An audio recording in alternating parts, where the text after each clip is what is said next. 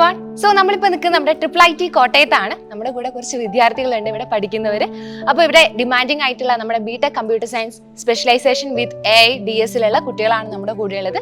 അപ്പോൾ നമുക്ക് ഇവരോട് ചോദിച്ചു നോക്കാം ഇവരുടെ വിശേഷങ്ങൾ എന്തൊക്കെയാണ്, ഇവരുടെ പേര്, ഡീറ്റെയിൽ കാര്യങ്ങളൊക്കെ നമുക്കൊന്ന് ചോദിച്ചു നോക്കാം. ഹലോ മാം, എൻ്റെ പേര് ആദിത്യനം നായരാണ്. എൻ്റെ വീട് ആലപ്പുഴയാണ്. ഞാനിപ്പോൾ ഇവിടെ BTech ഫസ്റ്റ് ഇയർ സ്റ്റുഡൻ്റ് ആണ്. ഞാൻ ബ്രില്യൻറ്റിൽ റിപ്പീറ്റേഴ്സ് കോഴ്സാണ് 2024 കോഴ്സാണ് പഠിച്ചത്. ഹായ് മാം, എൻ്റെ പേര് ഗോമതി കൃഷ്ണ എന്നാണ്. എൻ്റെ വീട് കൊല്ലമാണ്. ഞാൻ ബ്രില്യൻറ്റിൽ ക്രാഷ് കോഴ്സായിട്ടാണ് പഠിച്ചത് ഓൺലൈൻ. എൻ്റെ പേര് ആൽബിനാണ്. ഞാൻ തൊടുപുഴ ഇവിടെ അടുത്ത് തന്നെയാണ് എൻ്റെ വീട്. ഞാൻ റിപ്പീറ്റർ ആയിരുന്നു പാലയിൽ ഇവിടെ. എൻ്റെ പേര് അദ്നാൻ, ഞാൻ സെക്കൻഡ് ഇയർ ആണ്. ഞാൻ ബ്രില്യൻറ്റിൽ റിപ്പീറ്റിംഗ് ബാച്ച് ആയിരുന്നു കൊല്ലത്ത്. ഹായ് മാം, എൻ്റെ പേര് അശ്വിൻ. എൻ്റെ നാട് തൃശ്ശൂരാണ്. ഞാൻ +1 +2 സെൻറ് ആൻഡ്രീസ് പബ്ലിക് സ്കൂളിൽ ഇൻ്റഗ്രേറ്റഡ് കോഴ്സ് പഠിച്ചത് ബ്രില്യൻറ്റിൽ. അപ്പോൾ നിങ്ങളിവിടെ BTech കമ്പ്യൂട്ടർ സയൻസ് ആണ് അല്ലേ ഓപ്റ്റ് ചെയ്തേക്കുന്നത്. എന്തുകൊണ്ടാണ് നിങ്ങൾ ആ ഒരു കോഴ്സ് ഓപ്റ്റ് ചെയ്യാൻ കാരണമായിട്ടുള്ളത്? BTech കമ്പ്യൂട്ടർ സയൻസ് എന്നുള്ള ഒരു സ്ട്രീമിലോട്ട് വരാൻ വേണ്ടിയിട്ടുള്ള കാരണം എന്തായിരുന്നു? ആക്ച്വലി മാം, ചെറുപ്പം തൊട്ടേ ഈ കോഡിങ് ആ ഒരു ഫീൽഡിലോട്ട് ഇൻട്രസ്റ്റ് ഉള്ള ഒരു ആളായിരുന്നു ഞാൻ. പിന്നെ ഞാൻ ജോസിൽ കൗൺസിലിംഗ് ഒക്കെ തുടങ്ങിയപ്പം പിന്നെ IIIT കോട്ടയം കമ്പ്യൂട്ടർ സയൻസ് നല്ലോണം ഫോക്കസ് ചെയ്യുന്ന ഒരു ഇൻസ്റ്റിറ്റ്യൂട്ട് ആയതുകൊണ്ട് ഞാൻ ഇതിലോട്ട് CS AADS തന്നെ AADS ഇപ്പോൾ ഒരു പ്രൊമോട്ടിംഗ് ആയിട്ടുള്ള ഹൈ ലെവലായിട്ട് പോകുന്ന കോഴ്സാണ്. അതുകൊണ്ട് ഞാനത് ചൂസ് ചെയ്തത്. മാം, ഞാനെന്ന് പറഞ്ഞാൽ എനിക്ക് ഒരു 10th 11th 12th ആ സമയത്തൊക്കെ എൻ്റെ സ്കൂളിൽ അത്യാവശ്യം നല്ല കോമ്പറ്റീഷൻസ് ഉണ്ടായിരുന്നു. ദാറ്റ് ഈസ് ഈ AIML രീതിയിലുള്ള. സോ ആ സമയത്ത് തന്നെ ആ ഒരു ഈഗർ വരുമല്ലോ, നമുക്കത് പഠിക്കണം, അല്ലെങ്കിൽ ആ കോഴ്സിന് ബന്ധപ്പെട്ട് നമുക്ക് മുമ്പോട്ട് പോകണം, ഫ്യൂച്ചർ അതായിരിക്കണം എന്നുള്ളൊരു കോൺഫിഡൻസ്, ആ ഒരു ഇത് വരില്ലേ. അപ്പോൾ അതാണ് മെയിൻ. അപ്പോൾ ഇവിടെ നമുക്ക് ആ ജോസ വെബ്സൈറ്റിൽ തന്നെ ഓപ്ഷൻസ് കണ്ടപ്പം ഫസ്റ്റ് പ്രയോറിറ്റി എന്ന് പറയുമ്പോൾ കമ്പ്യൂട്ടർ സയൻസ് എടുക്കണമെന്നായിരിക്കും ഒരു മെയിൻ ഫോക്കസ് ചെയ്യുന്ന ഒരാൾ ആഗ്രഹിക്കുക. ഫസ്റ്റ് പ്രയോറിറ്റി അതായിരിക്കും ആഗ്രഹിക്കുക. അപ്പം IIIT എന്ന് പറയുമ്പോഴത്തേക്ക് IIIT കോട്ടയം എന്നല്ല, IIITs എന്ന് പറയുമ്പോഴത്തേക്ക് Indian institute of information technology. അപ്പോൾ കമ്പ്യൂട്ടർ സയൻസ് കോഴ്സ് ആയിരിക്കും അവിടെ കൂടുതൽ ഇമ്പോർട്ടൻസ് വരിക. അപ്പോൾ പിന്നെ അതിനകത്ത് വരുമ്പോൾ പിന്നെ ഞാൻ ഫോക്കസ് ചെയ്യുക AADS. അപ്പോൾ എന്ന് വെച്ചാൽ എനിക്ക് അതിനകത്ത് ഇമ്പ്രൂവ്മെൻറ്റ് വേണം, അതിനകത്ത് കോഴ്സുകൾ പഠിക്കണം, അതായിരിക്കണം എൻ്റെ ഫ്യൂച്ചർ ആഗ്രഹിക്കുന്നുണ്ട്. First option obviously computer science AADS. അപ്പം ദൈവം സഹായിച്ച് ആ ഓപ്ഷൻ തന്നെ എനിക്ക് കിട്ടി. പിന്നെ ഇവിടുത്തെ കോഴ്സുകൾ എന്ന് പറയുമ്പോൾ AI, CS with AI and data science, CS with cyber security, CS core, പിന്നെ EC. ഇപ്പോൾ ഞങ്ങളുടെ ബാച്ച് എന്ന് പറഞ്ഞാൽ ഇപ്പോൾ 3rd years വരെ ആയിട്ടുള്ളൂ. 4th year പ്ലേസ്മെൻറ്റ് ആയിട്ടില്ല. ഇപ്പം 3rd years ഇൻറ്റേൺഷിപ്പും അതൊക്കെ നടന്നുകൊണ്ടിരിക്കുകയാണ്. 4th year ബാച്ച് ആയിട്ടില്ല. പിന്നെ ഫെസിലിറ്റീസ് എന്ന് പറയുമ്പം ഇലക്ട്രോണിക്സ് ലാബുണ്ട്, AI കമ്പ്യൂട്ടർ സയൻസിൻ്റെ കമ്പ്യൂട്ടർ ലാബുകളുണ്ട്. അത്യാവശ്യം നല്ല രീതിയിൽ തന്നെ ഫെസിലിറ്റീസ് ഉണ്ട്. ഫാക്കൽറ്റീസ് നല്ല ഹെൽപ്ഫുൾ ആണ്. ഡൗട്ടൊക്കെ ഉണ്ടെങ്കിൽ നമുക്ക് അങ്ങോട്ട് ചോദിക്കാം. അങ്ങനെ ഒരു മൊത്തം ഒരു സ്റ്റഡി അറ്റ്മോസ്ഫിയർ നല്ലപോലെ വരുന്നുണ്ട് കമ്പ്യൂട്ടർ റിലേറ്റഡ് ആയിട്ട്. അപ്പം അങ്ങനെ അതെല്ലാം കൊണ്ടൊരു ബെനിഫിറ്റ് ഉണ്ട്. ക്ലബ്ബുകൾ എന്ന് പറയുമ്പോൾ എല്ലാ തരം ക്ലബ്ബുകളും ഉണ്ട്. ഡാൻസ്, മ്യൂസിക് ക്ലബ്ബ്, ട്രെൻഡിൽസ് എന്ന് പറയുമ്പം ഡ്രാമ, മ്യൂസിക്, അങ്ങനെ എൻ്റർടൈൻമെൻറ്റ് രീതി നോക്കി അങ്ങനെ സ്പോർട്സ് ക്ലബ്ബ്, സ്പോർട്സിന് തന്നെ മെയിൻ ക്ലബ്ബ്, പിന്നെ സബ്ബായിട്ട് ഓരോ ക്ലബ്ബുകൾ വരും. ഫുട്ബോൾ, ബാഡ്മിൻ്റൺ, അങ്ങനെ സബ്ബായിട്ട് ക്ലബ്ബുകൾ വരും. പിന്നെ സ്റ്റഡി അക്കാഡമിക്സ് ഓറിയൻറ്റഡ് ആയിട്ട് വരുമ്പോൾ എനിഗ്മ എന്ന് പറഞ്ഞ AIക്ക് ക്ലബ്ബുണ്ട്, സൈബർ സെക്യൂരിറ്റിക്ക് ക്ലബ്ബുണ്ട്, പിന്നെ GDSC ഉണ്ട്. അത് ഇവിടുത്തെ ഒരു മെയിൻ ഇമ്പോർട്ടൻ്റ് ആയിട്ട് വരുന്നൊരു ക്ലബ്ബാണ്. ഗൂഗിൾ ഡെവലപ്പർ സ്റ്റുഡൻസ് ക്ലബ്ബ് വരുന്നുണ്ട്. പിന്നെ മൈൻഡ് ക്വസ്റ്റ് എന്ന് പറഞ്ഞ മൈൻഡിൻ്റെയും എൻ്റെ മെൻ്റൽ പ്രശ്നങ്ങളൊക്കെ നോക്കുന്നതും അങ്ങനത്തെ രീതിയിലുള്ള മെൻ്റലായിരുന്ന ബുദ്ധിമുട്ടുകളൊക്കെ ഡീൽ ചെയ്യുന്ന മൈൻഡ് ക്വസ്റ്റ് എന്ന് പറഞ്ഞ ക്ലബ്ബുണ്ട്. പിന്നെ ലിറ്റ്സോക്ക് എന്ന് പറഞ്ഞ ലിറ്ററേച്ചർ താല്പര്യമുള്ളവർക്ക് അതിൽ തന്നെ മ്യൂസിക്കും ആർട്ടും എല്ലാം വരുന്നുണ്ട്. അങ്ങനത്തെ ക്ലബ്ബുകളെല്ലാം വരുന്നുണ്ട്. അങ്ങനെ അതൊക്കെയാണ് ഇവിടുത്തെ ക്ലബ്ബ്. അപ്പോൾ ഞങ്ങൾക്ക് സിലബസ് അനുസരിച്ച് ഫസ്റ്റ് സെമ്മി എല്ലാവർക്കും സെയിം ആയിരിക്കും. ഈസിക്കാർ ഞങ്ങളുടെ ഒപ്പമായിരിക്കും. പിന്നെ സെക്കൻഡ് സെം വരുമ്പം ഈസിക്കാർ സെപ്പറേറ്റ് ആയി പോകും. സെയിം കോഴ്സാണ്. നമുക്ക് AIDSൻ്റെ പറ്റി 3rd സെമ്മിലായിട്ടായിരിക്കും തുടങ്ങുന്നത്. ന്യൂറൽ നെറ്റ്വർക്ക്സ് വെച്ചുന്ന സബ്ജക്റ്റ് ആയിട്ടായിരിക്കും തുടങ്ങുന്നത്.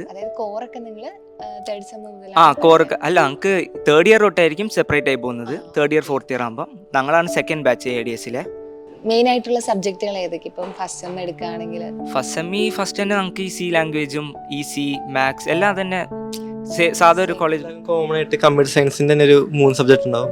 പിന്നെ ഒരു ഇംഗ്ലീഷിൻ്റെ ഒരു ഫോറിൻ ലാംഗ്വേജ് പഠിക്കാനായിട്ട് നമുക്ക് ഫ്രഞ്ച് ചെയ്യണം. പക്ഷെ ഇപ്പോൾ ഫ്രഷേഴ്സിന് വരുമ്പോൾ ജർമ്മൻ. നെക്സ്റ്റ് ഇയർ ബാച്ചിന് ജർമ്മൻ ആയിരുന്നു അവർ കൊടുത്തിരുന്ന ഫോറിൻ ലാംഗ്വേജ്. സോ അത് അങ്ങനെ. അപ്പം ഫസ്റ്റ് സെമ്മിൽ എല്ലാവരും കോമൺ ആയിട്ട് കുറച്ച് സബ്ജക്ട്സ് ഉണ്ടാവും. EC അടക്കം ഞങ്ങളും EC ഒരു ചെറുതായിട്ട് പഠിക്കുന്നുണ്ട്. അതുപോലെ അങ്ങനെയാണ് ഫസ്റ്റ് സെം. സെക്കൻഡ് സെം ആകുമ്പോൾ നമുക്ക് AIDSൻ്റെ ഒരു സ്പെഷ്യലായിട്ട് ഒരു ചെറിയൊരു എന്താ പറയുക ട്രെയിലർ പോലെ.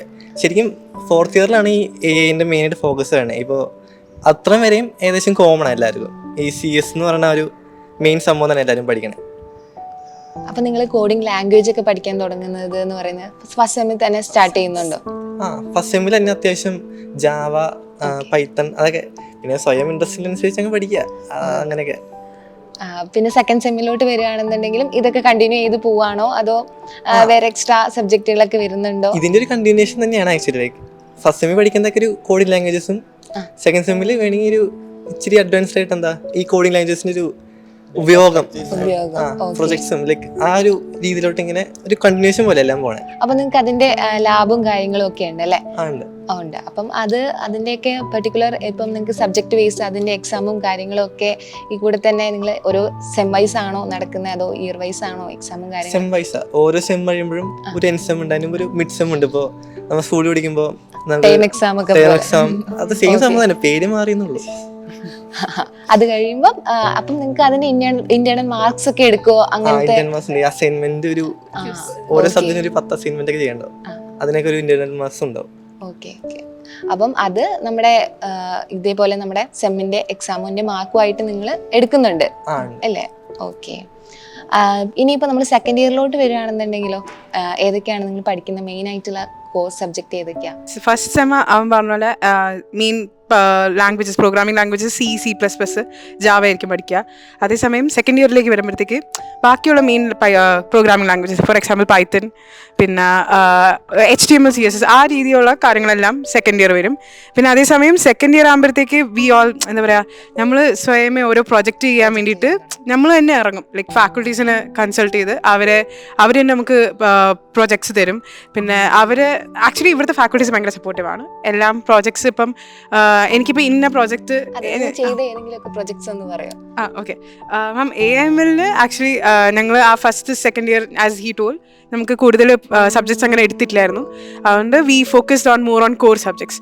അപ്പോൾ ഞങ്ങൾക്ക് സെക്കൻഡ് ഇയറിൽ ഞങ്ങൾക്ക് ഡേറ്റാബേസ് മാനേജ്മെൻറ്റ് സിസ്റ്റമിനെ കുറിച്ചുണ്ടായിരുന്നു. അപ്പോൾ അതിനെക്കുറിച്ച് ഞങ്ങൾ we had individual group projects like within our academics. അപ്പോൾ വി ഡിഡ് MySQLായിട്ടൊക്കെ വെച്ചിട്ട് ഞങ്ങൾ പ്രോജക്ട്സ് ചെയ്തിരുന്നു. Like every one of us did a project. And then as I told Python പഠിച്ചപ്പോഴും അതിന് വേണ്ടിയിട്ടും പ്രൊജക്ട്സ് ചെയ്തിരുന്നു. പിന്നെ ആസ് ഐ ടോൾ മറ്റേ ഫാക്കൽറ്റീസിൻ്റെ അടുത്ത് പോയി നമ്മൾ ചെയ്യുന്നത് ഞാൻ പറഞ്ഞില്ല. അപ്പോൾ അതും ഇപ്പം നമ്മൾ ആ ഒരു ഇത് വെച്ചിട്ട് അവർ എന്താ പറയുക, നമുക്ക് ഇപ്പോൾ ഇന്റേൺഷിപ്പ് തന്നെ അവർ തന്നെ നമുക്ക് ഇങ്ങോട്ട് തരും, ആ ഓപ്പർച്യൂണിറ്റി തരും. ലൈക്ക് യു ക്യാൻ കോൺടാക്ട് ഈ കമ്പനീനെ കോൺടാക്ട് ചെയ്യണം. പിന്നെ അവർ തന്നെ നമുക്ക് വേണ്ടി ഇന്റർവ്യൂസ് അറേഞ്ച് ചെയ്ത് തരും. അപ്പോൾ ഇതെല്ലാം ആക്ച്വലി ഫാക്കൽറ്റീസ് ആക്ച്വലി നല്ല സപ്പോർട്ടീവ് ആണ്. അപ്പോൾ നമ്മൾ ഇപ്പം വളരെ കോമൺ ആയിട്ട് യൂസ് ചെയ്യുന്നതാണ് നമ്മുടെ ChatGPT എന്ന് പറഞ്ഞ ഒരു വളരെ ഇമ്പോർട്ടൻ്റ് ആയിട്ടുള്ള ഒരു AI ടൂളാണ്. അപ്പോൾ അതിനെക്കുറിച്ച് അതിൻ്റെ ബാക്കിൽ നടക്കുന്ന കാര്യങ്ങളൊക്കെ എന്തൊക്കെയാണെന്ന് അറിയാൻ എല്ലാവർക്കും ഭയങ്കര ക്യൂരിയോസിറ്റി ഉണ്ടാവും. അപ്പം എന്തൊക്കെയാണത്? ഓക്കെ, ഇത് ബേസിക്കലി ഞാൻ ഇവിടെ വന്നിട്ടാട്ടോ ലൈക്ക് ChatGPTന് മുമ്പ് ഉപയോഗിക്കുമ്പോൾ ജസ്റ്റ് നമ്മൾ ഒരു കമ്മ്യൂണിക്കേഷൻ പ്ലാറ്റ്ഫോം, ഒരു AI ആയിട്ട് സംസാരിക്കുന്നത് നമുക്ക് അറിയുള്ളൂ. പക്ഷേ ഇവിടെ വന്ന് AI കോഴ്സ് എടുക്കുമ്പോൾ നമുക്ക് അതിൻ്റെ പിന്നിലൊരു മെക്കാനിക്സ് നമുക്ക് പിടികിട്ടും. ബേസിക്കലി ഇതൊരു LLM എന്ന് പറയുമ്പോൾ ലാർജ് ലാംഗ്വേജ് മോഡൽ. ഇതിന് സ്വയം ചിന്തിക്കാനുള്ള ബുദ്ധിയൊന്നുമില്ല. ഇതൊരു ബേസിക്കലി ഒരു പ്രീ ട്രെയിൻഡ് മോഡൽ. എല്ലാവരും ഉത്തരമൊക്കെ ഓൾറെഡി ഡിസൈൻ ചെയ്ത് വെച്ചേക്കേണ്ടതായി. ഇതിൻ്റെ പുറകിലൊരു ഞങ്ങൾക്ക് സെക്കൻഡ് സെമ്മിൽ സബ്ജക്റ്റ് ഉണ്ടായി, കോഗ്നിറ്റീവ് സയൻസ് തന്നെ പേര്. സോ ഈ സബ്ജക്റ്റിലാണ് ഈ LLMസിനെ പറ്റിയൊക്കെ പറഞ്ഞുകൊണ്ടുള്ളൊരു സബ്ജക്റ്റ് അത്. അപ്പോൾ ഇത് പഠിച്ചപ്പോഴാണ് എനിക്ക് ChatGPTയുടെ സംഭവമൊക്കെ ജസ്റ്റ് ഒന്ന് ഒരു ഐഡിയ കിട്ടിയത്. ഇത് എങ്ങനെ അപ്ലൈ ചെയ്യാമെന്നും നമ്മൾ പഠിച്ചു വരും ഈ സബ്ജക്റ്റ് പഠിക്കുമ്പോൾ. ഞാനും എൻ്റെ ഫ്രണ്ട് ആൽബിനും ഒരു പ്രൊജക്റ്റ് ചെയ്തിട്ടുണ്ടായി. അതിൽ ഞങ്ങൾ AI വെച്ച് ഇൻ്റഗ്രേറ്റ് ചെയ്യാനുള്ളൊരു ടെക്നിക്കും പഠിച്ചുകൊണ്ട് വരികയാണ്. ഇപ്പോൾ നമ്മൾ ADS കോഴ്സ് എടുത്ത് ഫസ്റ്റ് സെമ്മിലോട്ട് വരുമ്പോൾ ലൈക്ക് എല്ലാവർക്കും സെയിം സബ്ജക്ട്സാണ് പഠിക്കാനുള്ളത്. Like CE, EC, discrete maths, അങ്ങനെ ലൈക്ക് ബേസിക്സ്, ദാറ്റ്സ് എല്ലാം ബേസിക്സ് ആയിട്ടുള്ള സബ്ജക്റ്റ് എല്ലാവർക്കും വേണ്ടി നമ്മൾ പഠിക്കുന്നുണ്ട്. പിന്നെ സെക്കൻഡ് സെമ്മിലോട്ട് എത്തുമ്പോൾ എല്ലാം ഈസിക്കാർക്ക് മാത്രമാണ് വ്യത്യാസമായിട്ടുള്ളത്. CS, സൈബർ, ADS എല്ലാവർക്കും സെയിം ആയിട്ട് തന്നെയാണ് കോഴ്സ് വരുന്നത്. ജാവ ഉണ്ട്. പിന്നെ ഫസ്റ്റ് സെമ്മിൽ നമ്മൾ ലിനക്സിൻ്റെ കുറച്ച് ബേസും പഠിക്കുന്നുണ്ട്. പിന്നെ സെക്കൻഡ് സെമ്മിലാകുമ്പോൾ നമ്മൾ കാൽക്കുലസ്, ജാവ അങ്ങനെ ലൈക്ക് അതും ബേസാണ്. നമ്മൾ തേർഡ് സെമ്മ് സെക്കൻഡ് ഇയറിലോട്ടൊക്കെ എത്തുമ്പോഴാണ് കൂടുതലായിട്ട് ADS ഫോക്കസ് ചെയ്ത് ലൈക്ക് അങ്ങനത്തെ കോഴ്സ് എല്ലാം വരുന്നത്. അപ്പോൾ ഇവിടെ നല്ല ആംബിയൻസും കാര്യങ്ങളൊക്കെയാണ് അല്ലേ? അപ്പോൾ എങ്ങനെയാണ് ഇവിടുത്തെ ഹോസ്റ്റലും കാര്യങ്ങളൊക്കെ വരുന്നത്? ഹോസ്റ്റല് നമുക്ക് ഗേൾസിനായിട്ട് 3 ഹോസ്റ്റലാണുള്ളത്. ചിറ്റാർ ഹോസ്റ്റലുണ്ട്, ആനമുടി ഹോസ്റ്റലുണ്ട്, പിന്നെ മണിമല ഹോസ്റ്റലുണ്ട്. എല്ലാം ഇവിടെ അടുത്ത് തന്നെയാണോ? എല്ലാം അടുത്ത് തന്നെ ഇൻ ക്യാമ്പസ് ഹോസ്റ്റൽസ് ആണ്. നമ്മുടെ മേളിലാണ് നമ്മൾ ഹോസ്റ്റൽസ് എല്ലാം അത്യാവശ്യം നല്ല ഫെസിലിറ്റീസ് ഉണ്ട്. 3 പേരാണ് റൂമിൽ വെച്ച് നമുക്ക് ഷെയറിങ് ആണ്. എന്നിട്ട് എല്ലാം നല്ല ഫെസിലിറ്റീസ് ഉണ്ട്. വാഷിംഗ് മെഷീൻ ഉണ്ട്, ലൈക്ക് റൂമെല്ലാം ക്ലീൻ ആണ്, ലൈക്ക് എല്ലാം ഫെസിലിറ്റീസ് ഉണ്ട്. മെയ്ട്രൻസ് നമുക്ക് നല്ലോണം ഹെൽപ്ഫുൾ. വാർഡൻസ് ആയാലും എല്ലാവരും നല്ല സപ്പോർട്ടീവായിട്ട് തന്നെയാണ് നമ്മുടെ ഇവിടെ എപ്പോഴും ലൈക്ക് സപ്പോർട്ട് ചെയ്ത് തന്നെയാണ് നിൽക്കിട്ടുള്ളത്. അപ്പോൾ ബോയ്സ് ഹോസ്റ്റലിനെ കുറിച്ച് ഒന്ന് അടി. ഫസ്റ്റ് ഇയേഴ്സിന് ആക്ച്വലി വെളിയിലാണ് എല്ലാ ഹോസ്റ്റലും പ്രൊവൈഡ് ചെയ്തേക്കുന്നത്. ഫസ്റ്റ് ഇയേഴ്സിന് വെളിയിൽ ആക്ച്വലി 4 or 5 ഹോസ്റ്റലുണ്ട്. ഞാൻ പറയാം പേര് കളപ്പുര. ഞാനിപ്പം താമസിക്കുന്നത് കളപ്പുരയ്ക്കൽ ഹോസ്റ്റലിലാണ്. പിന്നെ അണ്ണ റെസിഡൻസി ഉണ്ട്, മേരിലാൻഡ് ഉണ്ട്, പിന്നെ നീള ഹോസ്റ്റലുണ്ട്, AB ബ്ലോക്ക്, അങ്ങനെ കുറച്ച് ലൈക്ക് ഹോസ്റ്റൽസ് വെളിയിലാണ് പ്രൊവൈഡ് ചെയ്തേക്കുന്നത്. എന്ന് വെച്ച് കഴിഞ്ഞാൽ ഫസ്റ്റ് ഇയേഴ്സിന് കുറച്ചുകൂടെ ഒരു സെക്യൂരിറ്റി, ആ ഒരു കറക്റ്റ് എൻവയൺമെൻറ്റ് പ്രൊവൈഡ് ചെയ്യാൻ വേണ്ടി ഇപ്പോൾ തൽക്കാലം വെളിയിലാണ് ഫെസിലിറ്റി. അവിടെ എല്ലാം ഫെസിലിറ്റീസ് അവൈലബിൾ ആണ്. വാഷിംഗ് മെഷീൻ, അയണിങ് ക്ലോസ്, അതെ അതേപോലെ എല്ലാം ഫെസിലിറ്റീസും അവിടെ. അപ്പം എങ്ങനെയാണ് നിങ്ങളുടെ ഇവിടുത്തെ ഒരു കോഴ്സ് ഫീ കാര്യങ്ങളൊക്കെ വരുന്നത്? കോഴ്സ് ഫീസ് എന്ന് പറയുമ്പം 1,80,000 പെർ സെം ആവറേജ്. അത് ഡിപ്പെൻസ് ടു ഇയർ മാറി മാറി വരും.